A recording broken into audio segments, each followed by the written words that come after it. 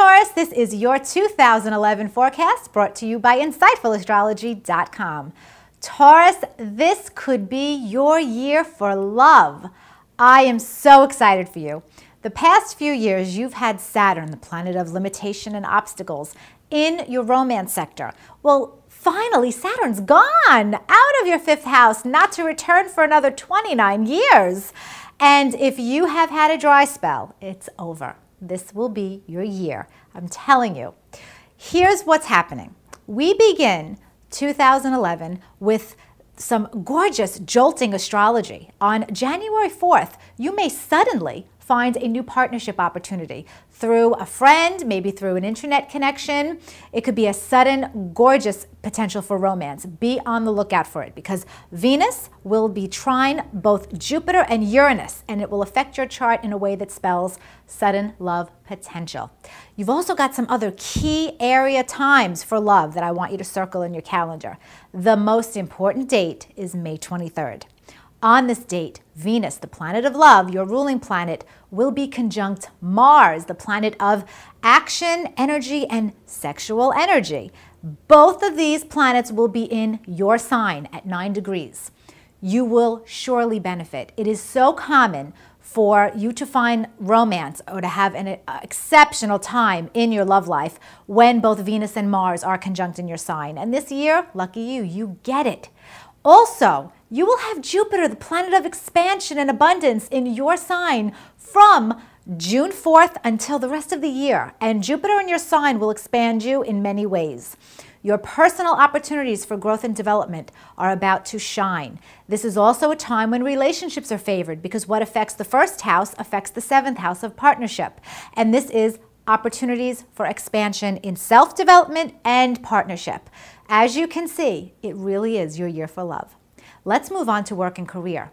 Now that Saturn's out of your fifth house, he had to go somewhere, and he went into your sixth house of work. And that means you will spend 2011 really mastering your craft. Whatever work you do, you're going to become extremely efficient and precise on your work, and that's a wonderful thing. You might have to deal with a little more criticism and feedback than usual, and you'll have to rise above that and learn from it. So do not become egotistical if you find that your work is being criticized. I want you to take it with a big smile and a thank you and realize that it's making you become better at whatever it is that you do. Also, this year, you have Mars going through your 10th house of career from January 15th through February 22nd. I tell all of my clients, when Mars is going through your 10th house, if you've wanted to start a new business or launch something important related to your career, do it when Mars is going through your 10th house. The power is there, the stamina, the push, the energy, you've got it all. Work it. Also, from April 4th until August 4th, Neptune, the planet of inspiration, and also creativity and sometimes confusion, will leave your 10th house of career for a little while and give you a taste of what life is like without Neptune's influence there. You've had Neptune in this part of your chart for many, many years. This is the first time in a long time that you'll be able to see your career path with amazing clarity. You finally know exactly where you're going. Your money life is about to change in 2011, Taurus. New eclipses are happening in your 2nd and 8th house over 2011, and that will shake up your finances, but also empower you and give you new opportunities for growth and development. A solar eclipse on June 1st will give you new opportunities for finances. You'll also see some culmination on June 15th around your finances. Expect more action with 2 more eclipses that will occur on November 25th and December 10th, also in your financial axis. You are the money sign, Taurus, so make sure you use these eclipses to your best advantage. Home and family life will also experience some shifts this year. We have a Mercury retrograde phase that will occur in your 4th house of home and family. Mercury turns retrograde on August 2nd, but then by August 8th, it dips back into your 4th house and remains there until August 26th. During that time, you might reconnect with some old relatives, maybe have some misunderstandings with relatives, so you'll have to pay very close attention to what's going on with family during that time.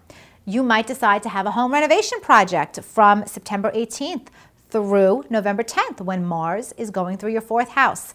That's what I want you to do with that energy because Mars in your 4th could bring some family conflict if you're not consciously directing that energy to act in a positive way. Taurus, we're also finishing up a series of eclipses in your 3rd and 9th house this year. On January 4th, you will get the last solar eclipse in your 9th house, and it's very likely now that a new opportunity will arise out of you finishing up a legal matter or an international related project. The final eclipse in your 3rd house of communication and short distance travel happens on July 1st. Expect some stress, but final decisions to happen when it comes to teaching or other communications endeavors. You've got a fabulous year ahead, Taurus. All I see in your chart is success and love. Make it happen.